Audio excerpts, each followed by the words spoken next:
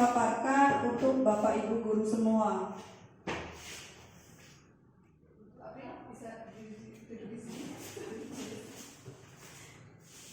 Saya menawarkan diri nanti ditolak.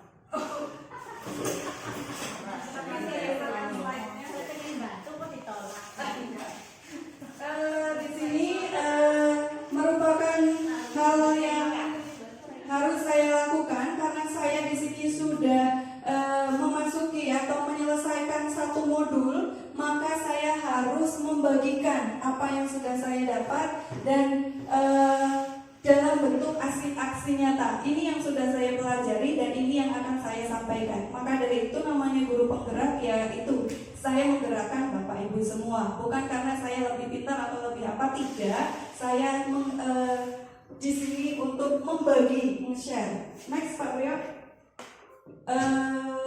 Di sini ada, saya tidak sendiri, saya diajar oleh fasilitator dan pengajar praktik. Di sini ada fasilitator saya Pak Fahmi Indra dan pengajar saya Bu Fitri Agustini, istri dari Pak Sarjito, dan saya sendiri. Next. Untuk modul terakhir saya, di akhir modul saya ada budaya positif. Apa itu budaya positif? Next Pak Priyo. Sebelum saya menjelaskan tentang budaya positif, saya akan mengulik sedikit tentang apa itu sih filosofi pendidikan. Pendidikan itu apa sih? Apakah hanya mengajar, memberi nilai? Dan kita punya bapak pendidikan yang dulu sudah dari dulu sudah memondasi makna apa itu pendidikan, yaitu filosofi pendidikan menurut Ki Hajar Dewantara. Pendidikan itu merupakan tempat persemaian benih-benih kebudayaan dalam masyarakat. Dan Ki Hajar Dewantara juga memiliki keyakinan bahwa untuk menciptakan manusia yang beradab, maka pendidikan menjadi salah satu kunci utama untuk mencapainya. Dengan slogan beliau yaitu ing ngarso sung tuludo, ing madya mangun karso dan tuturi handayani. Di depan memberikan teladan, di tengah membangun kekuatan, dan terus berkarya di belakang memberikan dorongan. Jadi selanjutnya next. Nah, ini filosofi pendidikan. Jadi, ibarat bibit dan buah, pendidik itu adalah petaninya. Jadi kita itu petani. Siswa itu apa? Ya, bibitnya. Petani yang akan merawat bibit dengan cara menyiangi gulma di sekitarnya, memberi air, memberi pupuk, agar kelak berubah menjadi lebih baik dan lebih banyak. Kita merawat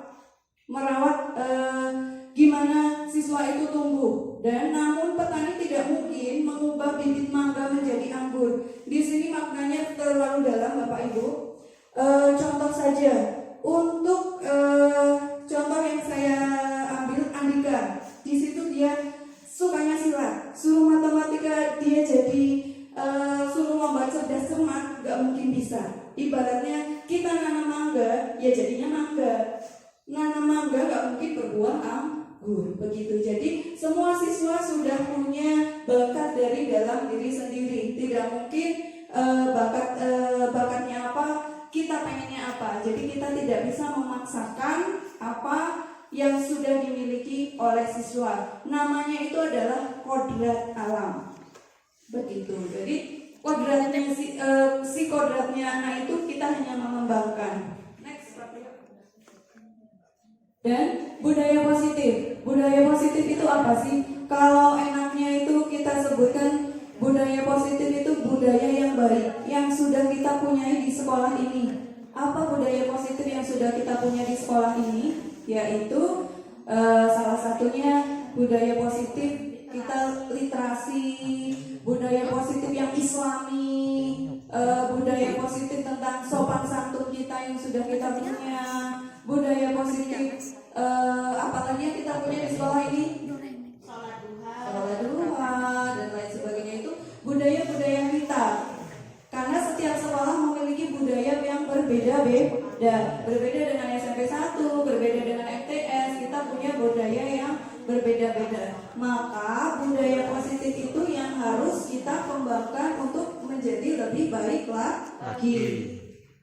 Selanjutnya, budaya positif adalah nilai-nilai keyakinan dan kebiasaan-kebiasaan yang di sekolah yang berpihak pada murid agar murid dapat berkembang menjadi pribadi yang kritis, penuh hormat dan tanggung jawab. Itu tadi. Next, Pak Rio. Nah, ada perubahan paradigma di sini panjang sekali dari Stanford and Covey.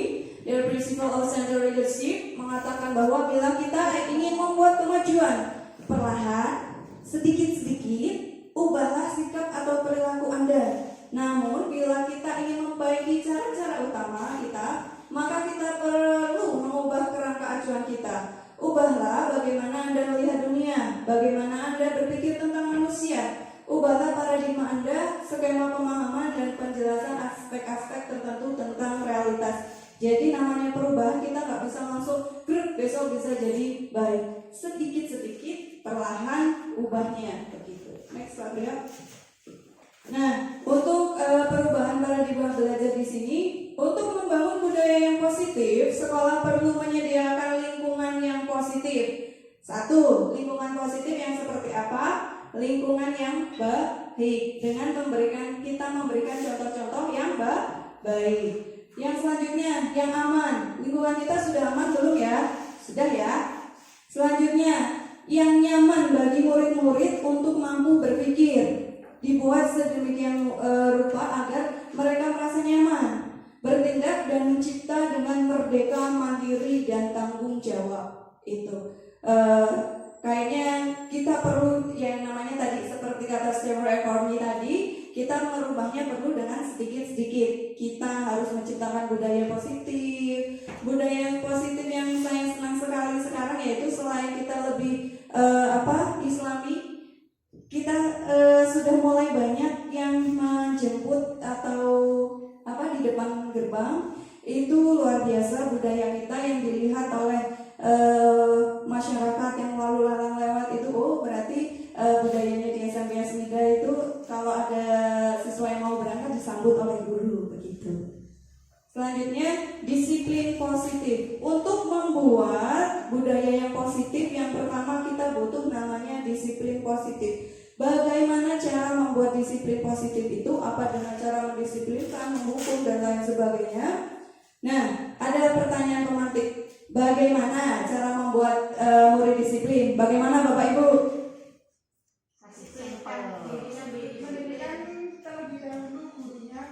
Oke, mendisiplinkan diri sendiri dulu ya. Oke. Yang kedua, siapakah yang bisa mendisiplinkan murid? Apa hanya guru? Oke, kita simpan dulu jawabannya. Yang ketiga, apakah guru yang bisa mendisiplinkan murid? Apakah hanya guru? Atau kepala sekolah? Atau orang tua wali murid? Atau murid itu sendiri? Kolaborasi. Mengapa? Iya betul sekali, karena nggak bisa kita sendirian. Oke betul sekali Bu Desya, besok harus ikut guru penggerak. Lanjut Pak Priyo. Nah, Bapak Pendidikan kita Ki Hajar Dewantara menyatakan bahwa di mana ada kemerdekaan di situ harus ada disiplin yang kuat. Sungguh pendisiplinan itu bersifat self disiplin. Disiplin dari diri sendiri yang mewajibkan kita dengan sekeras-kerasnya, tetapi itu sama saja. Sebab jika laku kita tidak cakap melakukan disiplin kepada diri sendiri, wajiblah penguasa lain mendisiplin diri kita. Maksudnya kalau kita jaga disiplin, ya perlu Pak Ari itu disiplinkan kita. Murid kita nggak disiplin, ya perlu kita disiplinkan. Berarti ada yang bertahap.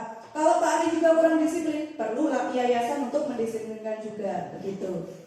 Dan peraturan demikianlah yang harus ada dalam suasana yang merdeka. Lanjut Pak. Di situ Ki Hajar Dewantara menyatakan bahwa untuk mencapai kemerdekaan atau dalam konteks pendidikan saat ini, untuk menciptakan murid yang merdeka, syarat utamanya harus ada disiplin yang kuat. Disiplin yang dimaksud adalah disiplin diri sendiri, yang tadi self disiplin. Disiplinnya bukan dari karena takut, tapi disiplin dari diri mereka sendiri yang memiliki motivasi internal. Jika kita tidak memiliki motivasi internal, maka kita memerlukan pihak lain untuk mendisiplinkan atau motivasi eksternal, karena berasal dari luar bukan dari diri kita sendiri. Jadi yang paling utama adalah disiplin dari dalam diri. Bagaimana membentuknya disiplin dari dalam diri siswa? Lanjut Pak Prio. Motivasi perilaku manusia. Jadi motivasi perilaku manusia hanya ini sebenarnya, untuk menghindari hukuman atau ketidaknyamanan. Itu motivasinya hanya itu. Yang selanjutnya untuk mendapat reward atau imbalan. Kita juga seperti itu ya Bapak Ibu. Selain kita takut kena hukuman, pengen dapat reward. Tapi yang paling bagus apa? Untuk menjadi orang yang mereka inginkan dan menghargai diri sendiri dengan nilai-nilai yang berbeda dan percaya. Itu yang paling bagus. Bukan karena takut dan bukan karena ingin dapat pujian. Selanjutnya, motivasi perilaku murid. Ketika murid-murid kita memiliki motivasi tersebut, mereka telah memiliki motivasi intrinsik yang berdampak jangka panjang. Motivasi yang tidak akan terpengaruh pada adanya hukuman atau hadiah. Nah itu tadi, kalau mereka sudah punya disiplin diri dari dalam diri, berarti mereka sudah tidak terpengaruh dari hukuman atau hadiah. Mereka akan tetap berperilaku baik, berlandaskan nilai-nilai kebajikan. Karena mereka ingin menjadi orang yang menjunjung tinggi nilai-nilai yang dihargai. Sepertinya yang mempunyai nilai ini baru berapa persen dari murid kita ya Bapak Ibu. Sebagian hanya takut kena hukuman, ya sebagian besar. Dan hanya beberapa orang saja yang dapat menjalankan nilai-nilai ini. Selanjutnya Pak, kebutuhan dasar manusia. Kebutuhan dasar manusia, bukan hanya murid, kita manusia juga memiliki kebutuhan dasar, yaitu kebutuhan bertahan hidup, cinta dan kasih sayang, kebebasan, kesenangan dan kekuasaan. Ini adalah kebutuhan yang paling dasar. Tanpa tidak ada manusia yang tidak ingin memiliki 5 kebutuhan ini. Lanjut Pak. Kebutuhan dasar. Di sini ada contoh kasus. Dinda, seorang anak kelas 3 SD, begitu tiba di rumah, sepulang dari sekolah menangis dan mengacu pada ibunya bahwa dia benci pada Ibu Rani gurunya. Menurut Anda, kebutuhan apa yang berusaha dipenuhi Dinda jika jawabannya seperti ini? Ibu guru bilang, aku tidak boleh bersenandung sewaktu ngerjain tugas. Katanya kelas harus tenang, tidak ada suara. Kan gak seru jadinya. Ini kebutuhan apa yang seperti ini yang Dinda inginkan?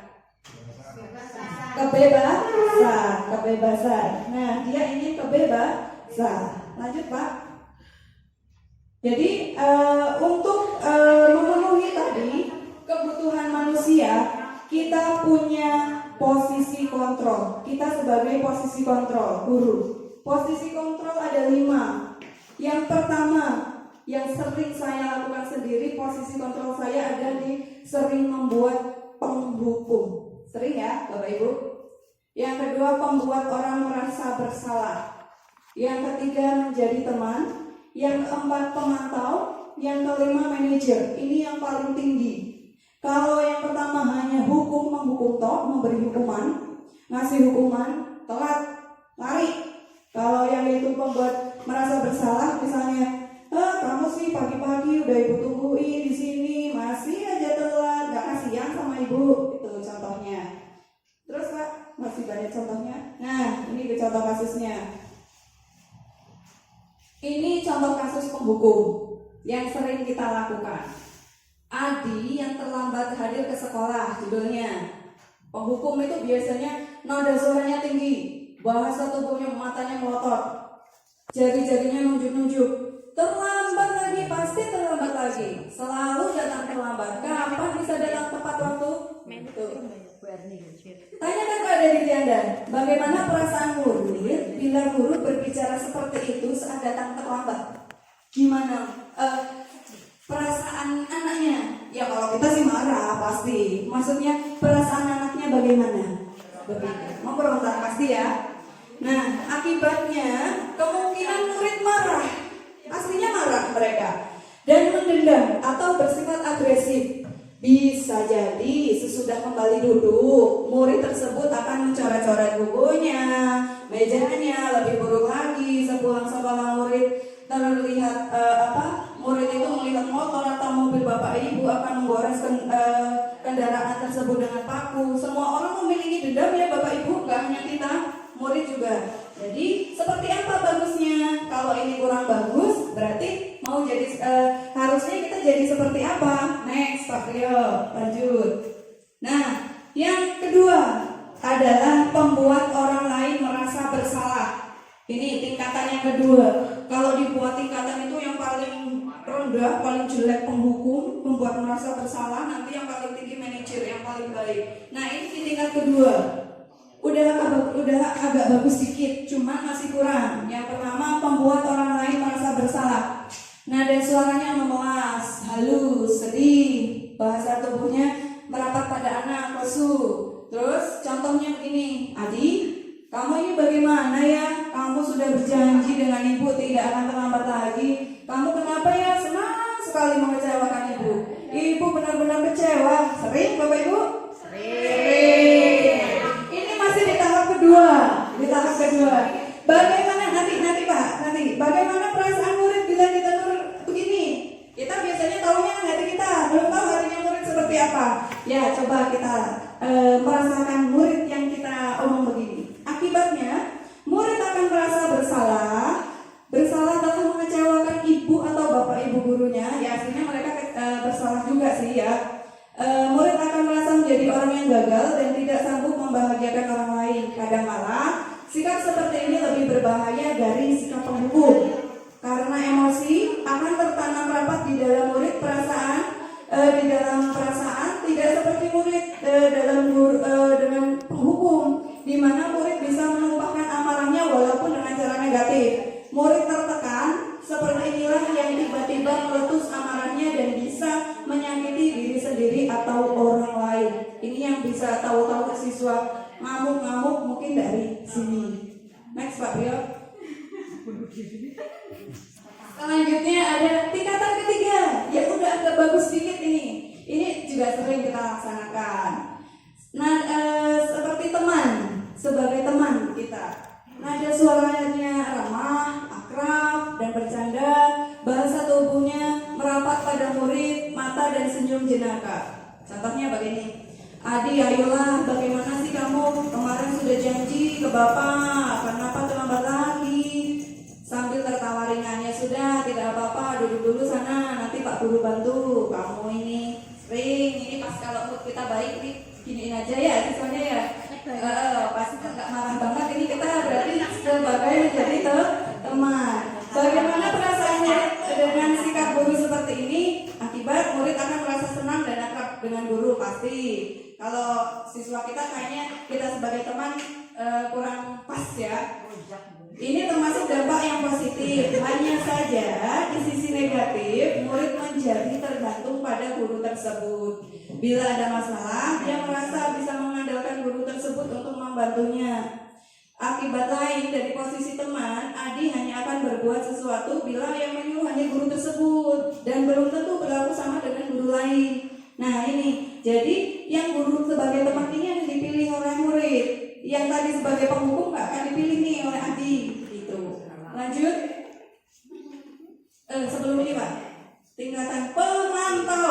Ini sudah agak jarang, tapi sudah ada yang melakukannya. Sebab guru sebagai pemantau, nada suara datar, bahasa tubuhnya yang formal. Contohnya begini. Adi, tahukah kamu jam berapa kita mulai? Tahu Pak. Kamu terlambat 15 menit. Apakah kamu sudah mengerti mengerti apa yang harus dilakukan bila terlambat? Paham Pak, saya harus tinggal pada jam istirahat dan tidak mengerjakan tugas misalnya di jam istirahatnya guru. Ya benar, nanti jam istirahat kamu harus di kelas menyelesaikan tugas yang tertinggal. Saya tunggu. Bagaimana perasaan murid yang seperti ini? Kita udah jarang ya hukum yang seperti ini ya. Ini tingkat yang keempat. Akibatnya murid memahami sanksi. Ini bagus sekali. Kalau kita, catatannya kalau kita sudah punya keyakinan kelas, kalau kita sudah pernah memberikan kesepakatan dengan siswa. Oh berarti kalau di pelajaran saya, berarti kalau telat sampai saya absen, saya sering jadi pemantau. Bila mau masuk kelas saya harus menggunakan bahasa Inggris, misalnya begitu. Itu bukan menghukum Bapak Ibu, tetapi sudah kesepakatan kami. Kami di kelas sudah membuat kesepakatan bersama. Nanti kalau kelas sampai Miss sudah absen, berarti kalian masuk harus menggunakan bahasa Inggris izinnya, begitu contohnya. Lanjut Pak. Ini tingkat yang kelima, yang memang guru harus belajar menjadi seperti ini. Namanya tingkatan manajer. Ini yang paling baik dan terbaik yang harus guru lakukan. Bagaimana caranya? Bagaimana contohnya? Contohnya nada suaranya halus, bahasa tubuhnya tidak kaku, mendekati murid dan guru. Contohnya, Adi, apakah kamu mengetahui jam berapa sekolah dimulai? Misal jam 7 Pak.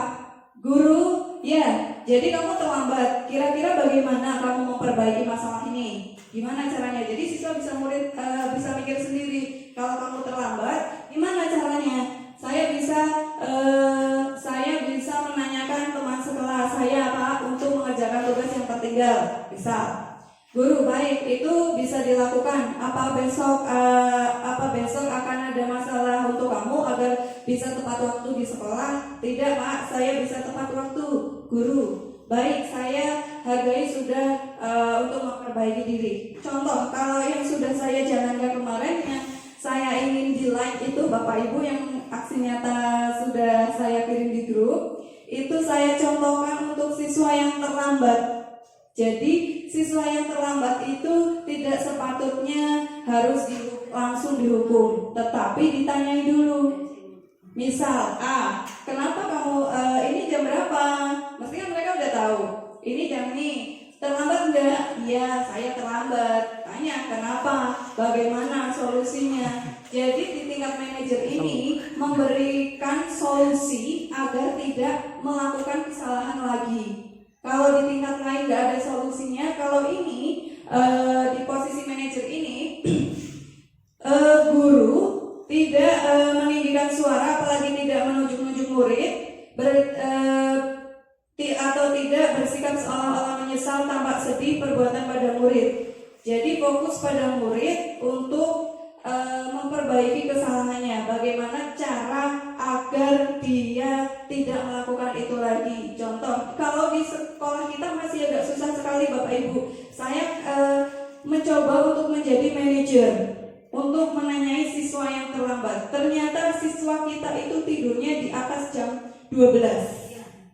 Jadi karena mereka tidurnya di atas jam 12, siswa saat sekolah itu terlambat dan mengantuk. Caranya gimana? Ya mereka harus menghindari kegiatan yang itu. Apa kegiatannya? Wifi-an atau main game. Nah mungkin kita sebagai guru bisa menuntut mereka gimana main game di siang hari aja. Itu nanti kita bisa cari solusi bersama. Karena rata-rata kesalahan yang siswa kita lakukan sama seperti itu. Next Pak Rio. Kalau kita marah, kalau kita ngomong, kalau kita nyari solusi, kalau kita mau jadi teman seperti tadi, perlu namanya keyakinan kelas. Keyakinan kelas itu seperti apa Bapak Ibu? Ya kita namanya mau memarahi, kan harus ada dasarnya ya. Ini dasar kalau kita mau mengingatkan siswa. Contoh di pelajaran saya langsung tempel di kelas 8C dan kelas 8B. Itu sudah saya tempel keyakinan kelas. Jadi saat di pelajaran saya sudah saya tempel-tempel tuh yang kecil-kecil. Itu namanya keyakinan kelas. Jadi Bapak Ibu semua di awal pelajaran juga harus membuat keyakinan kelas. Yang apabila keyakinan kelas itu dilanggar, Bapak Ibu dengan mudah mengingatkan tanpa harus marah-marah atau menjadi seorang penghukum. Silakan, setiap orang berbeda-beda. Setiap orang memiliki keinginan guru A dan guru itu keinginannya beda-beda. Makanya silakan membuat keyakinan masing-masing yang dituliskan di dalam kertas atau di mana untuk siswanya. Misal untuk pelajarannya Bu Kanti, kalau setelah membuat-buat ya Bu, setelah komputer ya? Ya, kalau kelas apa? Prakarya, misal keyakinan kelas. Kalau setelah kita praktek harus beresin lagi, misal itu sebuah keyakinan kelas. Kelas harus tetap bersih, begitu. Apalagi wali kelas. Wali kelas itu wajib punya keyakinan kelas, wajib. Jadi saat kita mengingatkan, mereka sebenarnya sudah tahu. Mereka itu melanggar nggak sih keyakinan kelas itu? Next Pak Brio. Untuk peraturan kelas sudah saya buat, sudah ditonton oleh Bapak Ibu. Next. Ini contoh keyakinan kelas yang sudah saya buat, namanya the rules of this class. Karena saya belajar bahasa Inggris, saya punya kelas, jadi saya buatnya dalam bahasa Inggris. Mungkin kalau saya punya kelas atau saya wali kelas, saya akan lebih panjang lagi buat peraturan kelasnya. Di sini contohnya keep silent, tolong diam, bersihkan ruangan, keep our stand wall clean. Ini saya tulis di coret-coretan ini. Saya tempelkan di sini, jangan mencoret-coret tembok. Maksudnya, ini mereka saya salahin nggak mau. Ini bukan saya yang nyoret Bu, gitu. Jadi saya tempel di situ. Selanjutnya ada yang jangan merokok, jangan tidur. Bahkan saya beberapa kali membuat keyakinan kelas yang rokok kalian mau apa? Yang tidur kalian mau apa? Denda aja nih siapa suka tidur itu. Akhirnya ya alhamdulillah di pelajaran saya jarang yang tidur. Mereka sendiri yang buat solusi sendiri, mereka sendiri yang minta sendiri. Jadi ketika ada murid tidur, energi saya tidak habis untuk marah-marah dengan mereka. Kamu ini tidur dulu. Semua orang mungkin ngantuk. Kalau mereka ngantuk suruh cuci muka dulu gitu, atau nantinya bisa dipanggil sendiri. Yang kemarin saya panggil itu ada beberapa dan jawabannya sama, tidurnya jam 12 ke atas semua ternyata. Next. Nah, ada lagi namanya restitusi atau segitiga restitusi, merupakan cara menanamkan disiplin positif pada murid. Restitusi adalah proses menciptakan kondisi bagi murid untuk memperbaiki kesalahan mereka, sehingga mereka bisa kembali ke kelompoknya dengan karakter yang lebih kuat. Restitusi juga adalah proses kolaboratif yang mengajarkan murid untuk mencari solusi untuk masalah, yang membantu murid berpikir tentang orang seperti apa yang mereka inginkan dan bagaimana mereka harus memperlakukan orang lain. Next Pak Priyo. Nah, di sini ada tahapan. Kita semuanya memang harus melaksanakan. Kita kan nggak mau gitu-gitu aja ya Bapak Ibu. Mau hukum terus dari zaman kita pertama jadi guru sampai sekarang isinya mau hukum siswa terus. Jadi bagaimana kalau kita terapkan segitiga restitusi? Kita kan nggak mau jadi penghukum terus ya. Syukur-syukur kita bisa jadi manajer untuk mencari solusi bagaimana siswa tersebut biar tidak melakukan kesalahan lagi. Caranya dengan menerapkan segitiga restitusi. Yang pertama, menstabilkan identitas.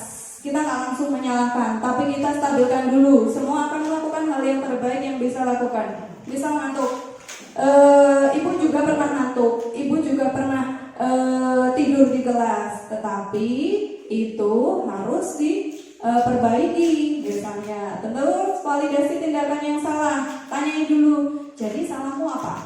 Biar mereka saja yang menyebutkan salah mereka. Jangan langsung kita hakimi. Selanjutnya menanyakan keyakinan, meyakinkan keyakinan. Jadi kalau mereka misal, oh itu saya nggak salah Bu, saya nggak salah. Berarti keyakinannya mereka itu memang berbuat tidak salah. Bagaimana kita sebagai manajer untuk memandu mereka mencari solusi? Next. Nah, seperti ini bentuknya.